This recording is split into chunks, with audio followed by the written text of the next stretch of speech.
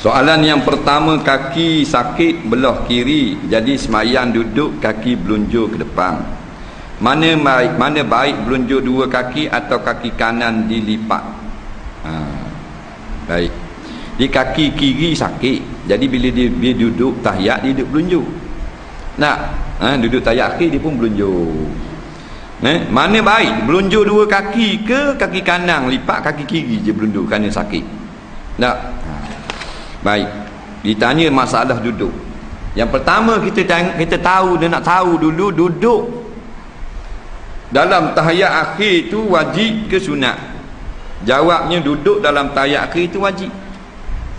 Dan duduk lagu mana? Lagu-lagu mana kau pandai asal nama duduk. Dah mana paling afdal mazhab Syafi'i duduk tawarruk. Iaitulah letak atas punggung atas bumi, kaki kanan cacang lipat jari, kaki kiri tubik ke bawah betih kanan. Itu yang paling afdal. Dah kalau sakit dari awak gitu tak ada apa-apa, sila boleh, belunjur boleh. Dah kalau kaki sakit sebelah, nak belunjur dua belah ke sebelah, dua belah boleh belunjur, sebelah saja pun boleh belunjur.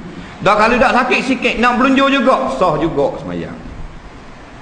Bahkan ulama kata kalau duduk sila, sah juga. Tapi yang afdal sunnah Nabi SAW duduk iftirash atau duduk tawarruk. Jadi dalam masalah ini kita rasa senang lagu mana?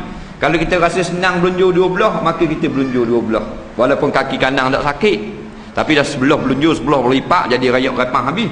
Jadi kita belunjur dua belah boleh juga. Kalau kita berasa nak lipat juga kaki kanan, kaki kiri je nak belunjur, lah gila. Hak mana hak rasa mudah bagi kita. Islam ni tidak memayah-mayahkan.